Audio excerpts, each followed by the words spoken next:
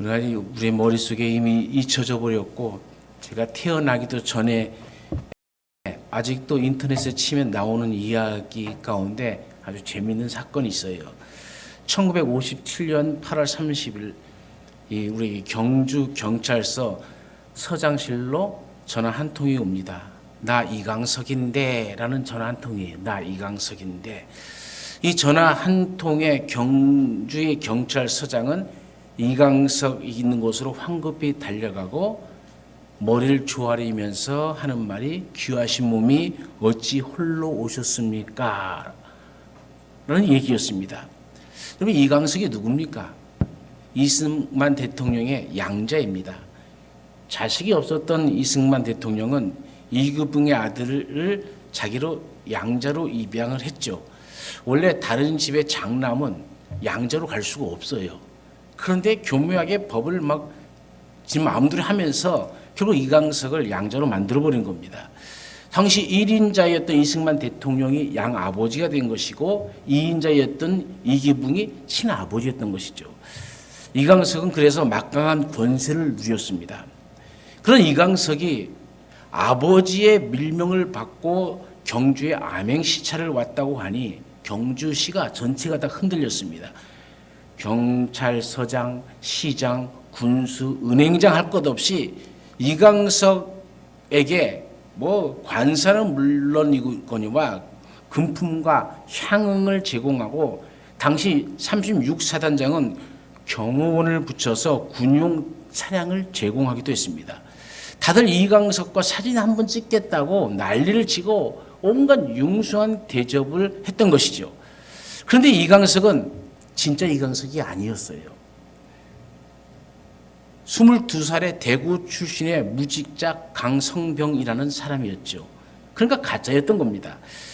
당시 이 경북지사였던 이근직이 강성병이 이제 경북지사를 순찰하러 간다 하니까는 만나보고 나서 뭔가 좀 찝찝해갖고 마치 자기 아들이 같은 대학을 다녔던 그 사람이었기 때문에 이강석과 같은 서울대 출신이었어요. 그러니까 이 사람이 정말 이강석이 맞냐라고 하자 그 아들이 아니다, 이건 아니다, 이건 가짜다 라고 해서 결국 탄로가 나서 붙잡히게 되고 사기죄로 구속이 되어지는 사건입니다. 시대에 참 코미디 같은 일이 벌어졌던 것이죠. 그런데 이 일이 지금부터 20여 년 전에 이윤규라는 사람이 이와 비슷한 일로 구속이 되어지는 사건이 발생하죠. 이 사람은 청와대 총무수석실 과장이라는 직함을 내세워서 현재 이 한국 디지털 라인 사장에게 8억의 뇌물을 받고 3년 동안 극진한 대접을 받고 그 모든 것을 유행부로 탕진했죠. 사실 자꾸 보니까 이 이윤규는 청와대 총무수석실 과장이 아니라 청와대에서 잡일을 하는 청소부였던 것이죠. 그런데 사람들은 청와대라는 이 말 한마디에 머리를 조아리게 되어진 것이죠. 5, 60년대 대통령의 아들이라고 하는, 그러면서 왔다는데 어찌 가만히 있겠습니까? 권력의 대단함, 이 권세의 힘을 그대로 느꼈던 것이죠. 지금이야 예전과 같지 않더라도 사람들은 권력의 힘, 또 권세의 힘 앞에서는 몸을 사리게 되잖아요. 그래서 불법을 저지르고도 뭐라고 얘기합니까? 너 내가 누군 줄 알아? 하고 큰 소리 한번 꽝 치죠. 검찰이다 라는 이 말 한마디에 우리는 머리를 조아리기도 하고, 전화 한 통해서 여기 검찰청인데요, 저 누구누구 검사입니다 라고 하면은 그 한마디에 속아서 스미싱 사기를 당하기도 하잖아요. 오늘날이 이 정도면 여러분 예전을 생각해 보세요. 임금을 모시고 살 때는 더 말할 필요도 없겠죠. 임금의 아들이라고 한다면 그 권세가 얼마나 대단하겠습니까? 우리가 생각하는 것 그 이상입니다.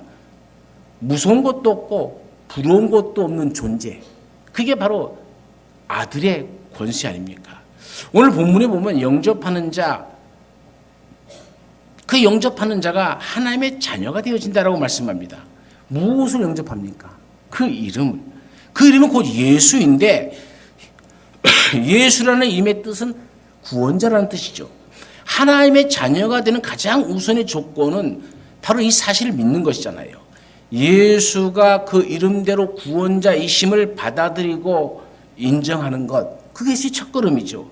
그 이름을 믿는다는 것은 단순히 이름이 예수 구원자라는 것을 믿는 것을 의미하지는 않죠.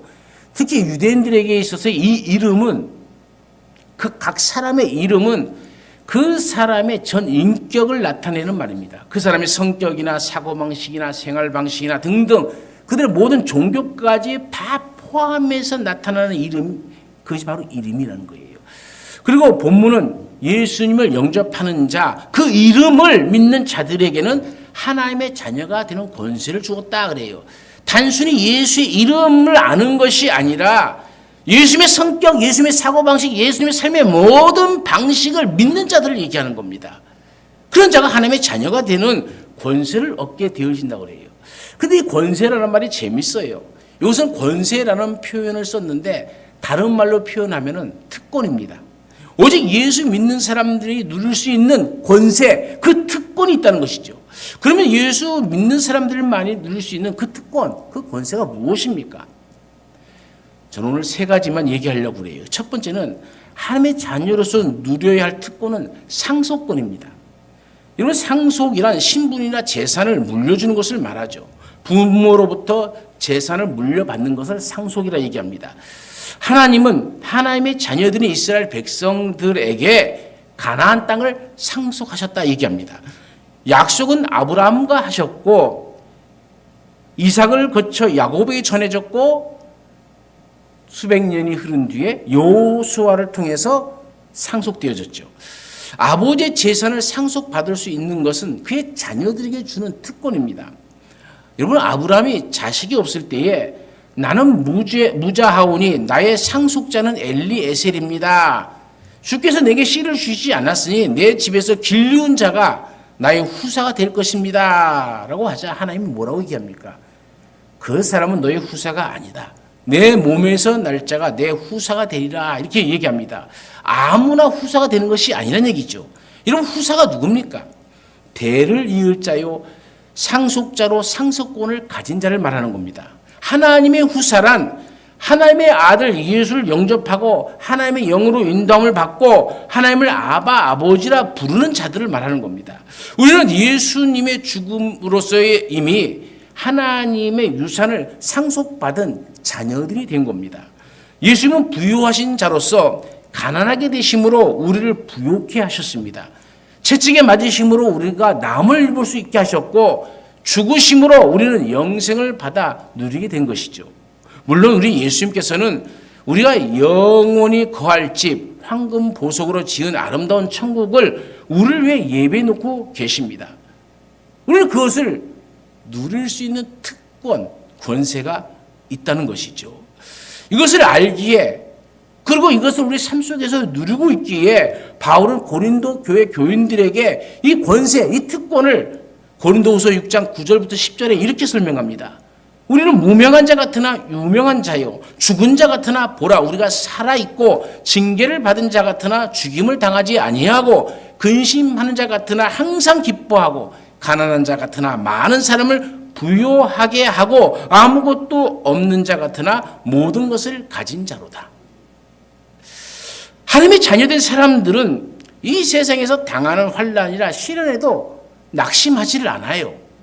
왜냐하면 우리가 받는 이 잠시의 환난은 천국의 지극히 크고 영원한 영광에 비하면 아무것도 아니기 때문에 그것을 바라보고 사는 사람은 이 세상에 잠시 당하는 건 아무것도 아니라는 것이죠.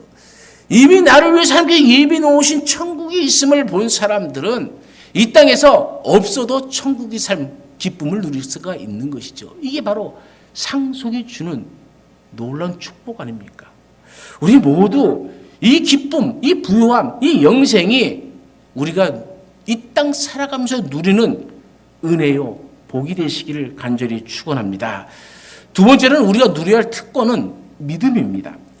우리가 히브리서 11장을 믿음의 장이라고 얘기하죠. 믿음으로 하면서 많은 우리의 믿음의 선진들의 이름이 쭉 나오는데 20번 이상이 나와요.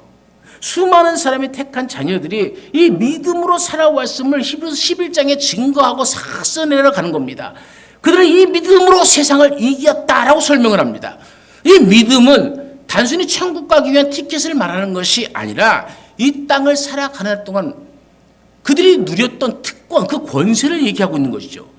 믿음은 하나님의 자녀의 권세인 동시에 재산과도 같은 거예요.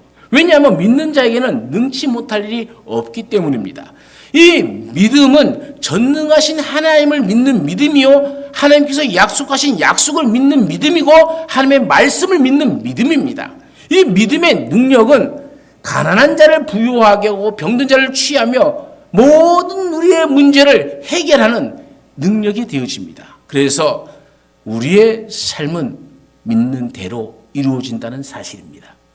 적게 믿으면 적게 이루어지고 많이 믿으면 많이 이루어지고 믿지 않으면 아무것도 이루어지지 않습니다. 하나님의 자녀의 권세, 즉 특권은 믿음입니다. 이것이 우리가 누려야 할 은혜이죠.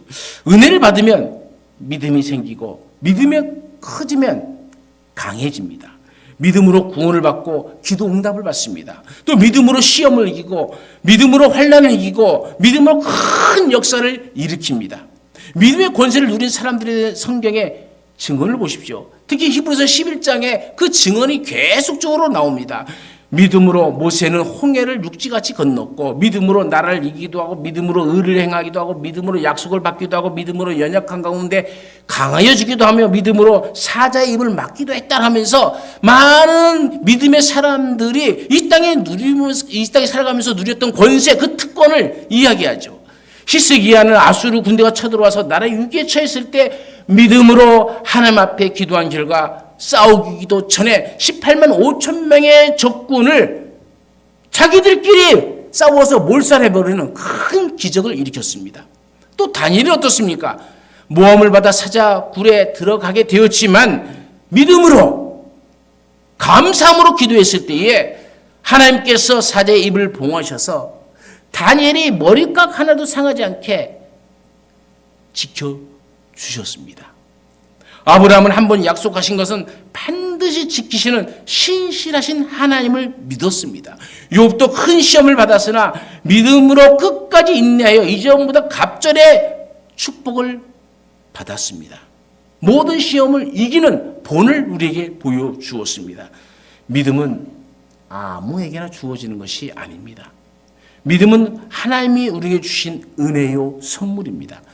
에베소 2장 8절과 9절에는 이렇게 얘기합니다. 너희는 그 은혜에 의하여 믿음으로 말미암아 구원을 받았으니 이것은 너희에게서 난 것이 아니요 하나님의 선물이라. 행위에서 난 것이 아니니 이는 누구든지 자랑하지 못하게 함이라. 우리는 이 믿음을 잘 활용해야 됩니다. 믿음은 특권이고 권세이기 때문에 그렇습니다. 하나님이 주셨으므로 귀하게 여겨야 됩니다. 소중하게 다뤄야 됩니다. 생명을 바쳐 지켜야 됩니다. 행여 내 자랑거리로 삼아서는 안 됩니다. 남에게 군림하는 자세로 사용해서는 안 됩니다. 오직 우리를 긍휼히 여기신 하나님처럼 긍휼히 여기는 도구로 이 믿음이 사용되어져야 됩니다. 우리를 하나님께서 용서하신 것처럼 우리로 남을 용서할 때에 사용되어져야 됩니다. 우리를 사랑하신 그 사랑처럼 우리도 이 믿음을 우리의 형제와 이웃을 사랑할 때 사용할 줄 알아야 됩니다. 그것이 바로 믿음의 권세입니다. 이것이 이 땅에 살아가는 동안 우리가 누려야 할 권세입니다. 우리는 구원을 은혜로 받았습니다. 믿음을 선물로 받았습니다. 이 구원과 이 믿음을 가지고 우리는 이 땅 살아가는 동안 그 권세와 그 특권을 누려야 됩니다.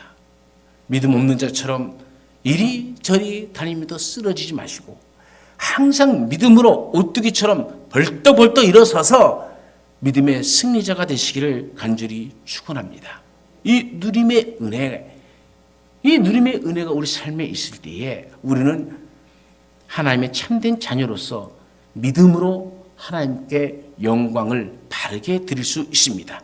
우리 모두 이 은혜 안에 살면서 오늘을 믿음으로 감사와 기쁨으로 하나님께 영광 돌리는 삶이 되어지기를 간절히 축원합니다. 세 번째는 우리가 누려야 할 특권은 경건의 권세입니다. 신명기 33장 8절에는 이렇게 얘기합니다. 내유에 대해서 일렀으되 주의 둠밈과 우림이 주의 경건한 자에게 있도다.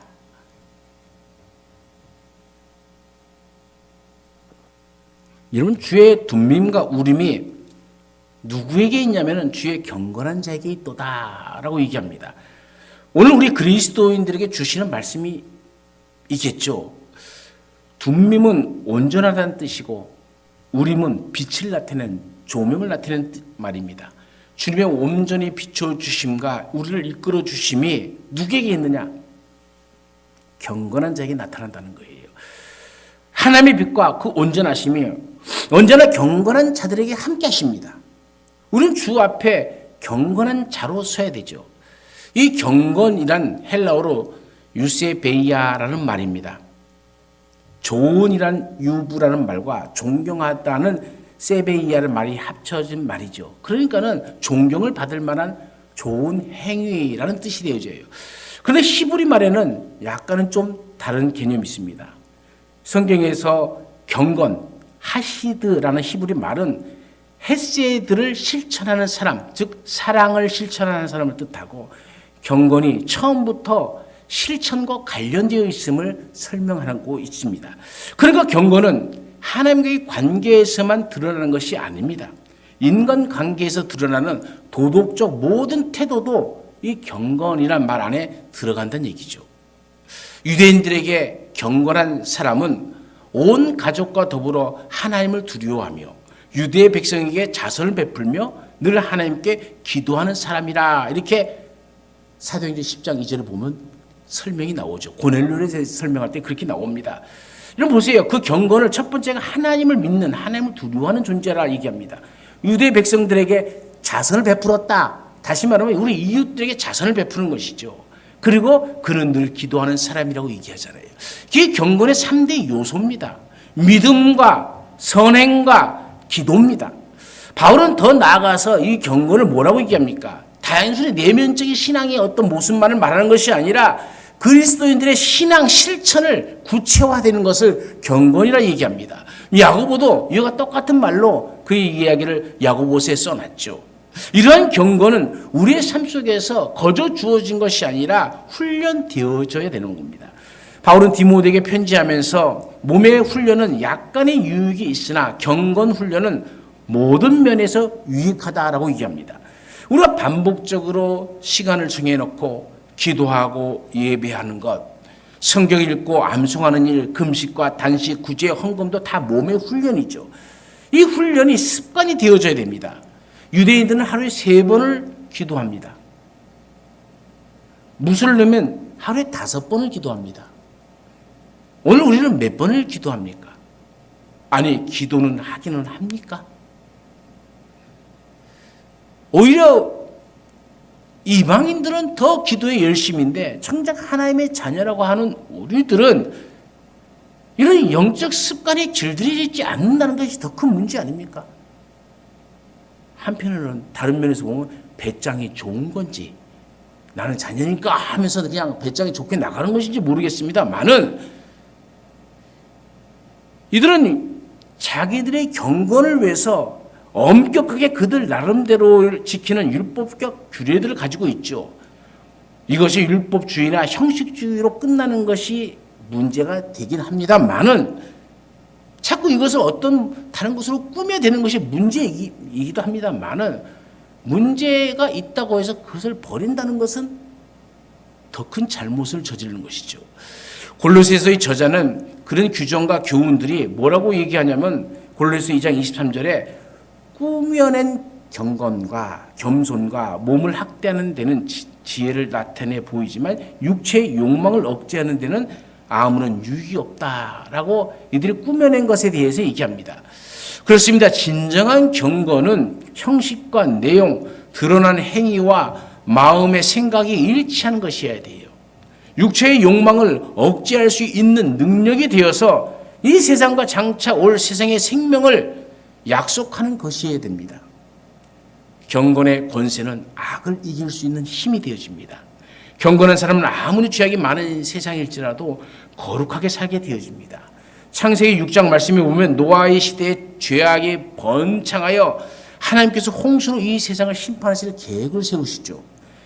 그런데 노아는 여호와께 은혜를 입었다라고 얘기합니다. 성경에 보면 노아는 의인으로 당세의 완전한 자였고 하나님과 동행하는 자였다라고 얘기합니다. 이처럼 하나님의 은혜를 받은 자에게는 경건의 능력이 있어서 세상 사람과 달리 구별된 삶을 살아간다는 것이죠. 세상 좋아하는 것 똑같이 좋아하고 세상 따라가는 것 똑같이 따라가서는 우리는 경건의 능력을 누릴 수가 없습니다. 구별되어져야 된다는 것이죠. 하나님께서는 사람을 쓰실 때에 박사학위 있다고 혹은 재주가 많다고 인물이 잘났다고 쓰시는 것이 아닙니다. 깨끗한 그릇이 된 자, 다시 말해서 경건한 자를 하나님의 영광을 위한 도구로 쓰십니다. 참 제가 우리 경주 시찰에서 발생한 일입니다만은 한 목사님이 교회를 사임하고 다른 곳으로 가셨어요. 그래서 그 교회에서 목사 청빙을 하는데 그 청빙의 조건이 무엇인지를 봤더니 뭐 여러 가지 좀 이상한 것도 많아요. 그런데 더 기가 막힌 것은 영어에 능통한 자라고 했었어요. 영어에 능통한 자. 아니 우리 교회보다 더 농촌인데 영어로 설교할 일이 하나도 없는데 미국 사람 온 사람도 하나도 없는데 왜 영어에 능통한 자를 목사로 청빙하는지 이해가 되십니까? 저는 참 어이가 없어갖고 그 교회 장로님한테 이걸 왜 썼어요? 물어봤어요. 그랬더니 자기는 몇 명이 그래도 학식에 뛰어나기 때문에 그래도 영어를 좀 하기 때문에 영어를 하는 목사님이 왔으면 좋겠습니다. 그래서 썼습니다. 그래. 그러면 당회할 때 영어로 하나요? 그랬죠. 그건 아니죠. 그러더라고. 그건 아닌데 이런 거 조건을 왜 붙입니까? 그랬어요. 사실 우리는 모든 일이 다 그래요. 학위가 있느냐 없느냐, 재주가 있느냐 없느냐, 인물이 잘났느냐 못났느냐 이것에 관심을 가져요. 세상의 모든 것에 그것에 관심을 갖듯이 우리도 똑같이 가버린다는 것이죠. 과연 하나님이 기뻐하실 일일까 생각해 봅니다. 여러분 지혜와 능력과 모든 권세는 하나님이 다 가지고 계십니다. 그러니까 저와 여러분이 은혜를 받아 경건한 삶을 살면 하나님께서 능력을 주시고 지혜를 주시고 하나님을 위한 비전을 주셔서 하나님의 일꾼이 되게 하시는 겁니다. 사단이 제일 두려워하는 사람은 경건한 사람이죠. 박사가 아닙니다. 소리치며 기도한다고 마귀가 놀라서 도망가는 것 아닙니다. 사도행전 19장을 보면 귀신 들린 사람을 향해 사도 바울이 말하면 귀신이 꼼짝 못하고 물러갔습니다. 그런데 스게바의 아들 7 아들이 사도 바울의 흉내를 냅니다. 흉내를 내면서 사단아 물러가라 외쳐대지만 이 귀신 들린 사람이 뭐라고 얘기합니까? 예수도 내가 알고 바울도 내가 알거니와 너는 누구냐? 소리치며 그에게 달려들어 버리지 않습니까? 사랑하는 여러분, 이 세상에 살면서 적당히 살고 세속적으로 살면 제일 먼저 마귀가 조롱합니다. 마귀가 우리를 우습게 합니다. 마귀는 어떤 환경에서도 신앙의 지조를 지키며 경건하게 사는 사람을 제일 두려워합니다. 영성은 어떤 직함이나 타이틀에서 나오는 것이 아닙니다. 목사나 선교사로 부름받았다고 해서 풍성한 영적 부여를 날마다 누릴 수 있는 것도 아닙니다. 영성은 신앙생활의 연륜에서 비롯되어지지도 않습니다. 헌금의 액수와는 더더욱 상관없습니다. 성도가 마땅히 누려야 할 영적인 풍요는 오직 살아계신 하나님과의 인격적인 관계 맺기에서 비롯되는 겁니다. 우리는 그것을 영성이라고 얘기하는 겁니다. 그리고 깊은 영성은 경건의 습관에서부터 나오는 겁니다. 그러기에 이러한 경건은 범사에 유익하고 금생과 내생에 약속이 있다는 것이죠. 그것이 곧 영생입니다. 오늘 우리가 하나님의 은혜를 경험하고 이 땅 사는 날 동안에 그 은혜를 누리기를 원한다면 우리의 영적 가뭄을 극복하고 영적 풍요의 바다로 들어가는 문을 활짝 열어야 됩니다. 그것은 곧 우리의 삶 속에서, 우리 일상의 삶 속에서 하나님과의 인격적 만남을 갖는 영적 습관을 길들여야 됩니다. 가장 좋은 습관은 하나님 앞에 날마다 무릎을 꿇고 드리는 기도의 습관입니다. 기도하며 하나님의 뜻을 묻고 기도한 대로 실천하며 살고 하나님의 뜻이 이루어지기를 간구하며 사는 경건한 사람, 이런 경건한 사람이 바로 우리를 현곡교회 교인들이 되어지기를 간절히 축원합니다. 기도하겠습니다. 우리가 이미 구원의 은혜를 받은 자로서 이 땅 살아가는 동안 마땅히 누려야 할 그 은혜를 다 잃어버리고 살아가고 있지는 않은지 다시 돌이켜 봅니다. 하나님의 자녀로서 누려야 할 것들을 누리며 살아갈 수 있는 우리의 인생이 되게 하여 주옵소서. 우리가 하나님의 상속자임을 깨닫고 가난한 자 같으나 부유한 자의 마음을 갖고 살게 하옵소서. 하나님의 약속하는 것은 반드시 이루어짐을 믿는 믿음으로 나라를 이기기도 하고 의를 행하기도 하고 약속을 받기도 하고 연약한 가운데 강해지기도 하여서 믿음으로 사자의 입을 막는 놀라운 권세, 놀라운 믿음의 역사가 우리의 삶 속에 일어나게 하옵소서. 날마다 더욱 경건의 훈련을 통하여 악을 이기고 사탄이 두려워하는 영적 권세를 누리는 자녀들이 되어서 우리의 삶이 하나님께 영광 돌리고 이 모든 일들을 통해서 아버지와 아들이 하나인 것처럼 우리들도 아버지와 아들과 하나 되기를 위해 간구하시는 주님의 기도에 동참하는 기도의 응답이 되어지는 우리의 삶이 되게 하옵소서. 언제나 함께 하시는 예수님의 이름으로 기도드리옵나이다. 아멘.